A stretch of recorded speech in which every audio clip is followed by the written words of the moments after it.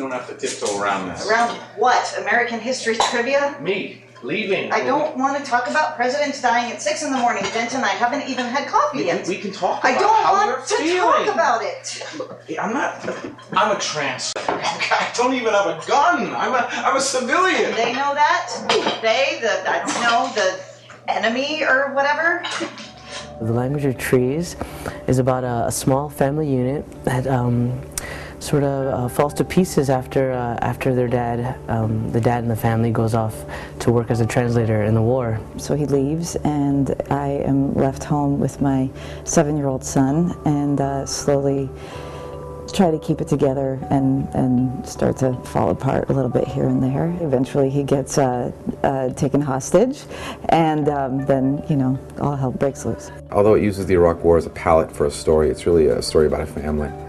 And the way this event affects all of them, not only Denton, my character, in Iraq in prison, but also very much his wife, how she copes with it, the relationship with the son, how he copes with it, and with a well-meaning neighbor who ultimately is somewhat of a savior as these two women find each other. I play even Trumble-Pinkerstone, who's 7 years old, who loves a lot of things. He loves nature, he loves his mom and his dad. You know, dad gets captured and then the information slowly sort of leaks into Eben's world, and how he deals with that is sort of his little journey in the whole piece. It goes into how you deal with that kind of loneliness and that kind of inexplicable void. It's about sort of the nature of grief and dealing with grief and being able to move on, and it's also about language and the inability of language to sort of truly express sentiment. The title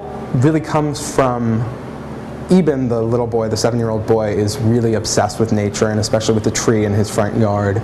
And he, throughout the play, talks about his father's promise to teach him how to speak to trees when he comes back. And so we have a tree, it's sort of an abstract representation of a tree that is our major visual image that's able to in some ways do tricks, come alive, emote almost like a human being. I miss my dad.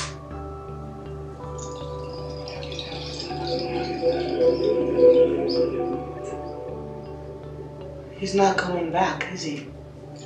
This story has a lot of magical elements about them. When Denton's in his solitary confinement, and obviously doing everything he can to hold on to reality and to his mind, at one point, at great distress, Bill Clinton shows up, and he's obviously a figment of Denton's imagination, some sort of savior. My character is sort of comes out of the ether. President Bill Clinton shows up.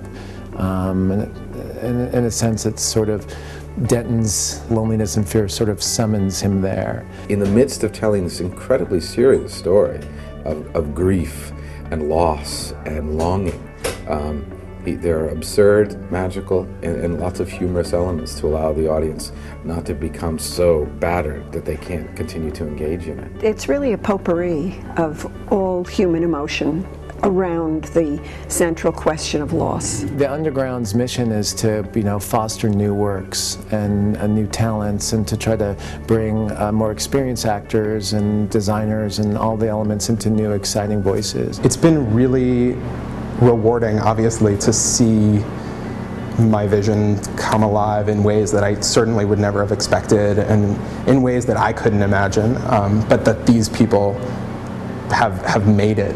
It's really just very incredible.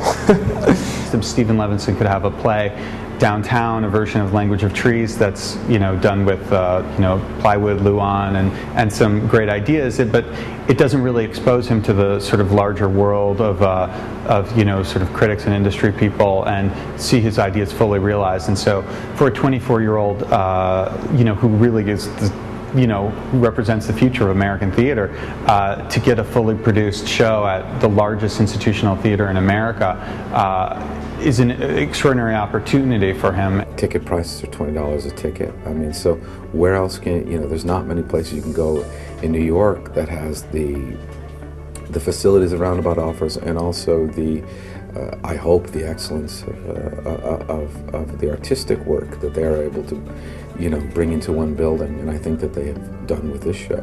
It's so exciting to support a theater like this particular venue in an established theater. It's got the name recognition, they do quality work all the time, and you get to be in on the beginning, which is one of the most exciting things about working in theater. You don't often get that. You get to say, I knew him when, or I knew her when. And that's a thrill. I think anybody would want that thrill, and I think it'll bring young people back to the theater in a way that higher priced venues can't, So come, everybody, come see this.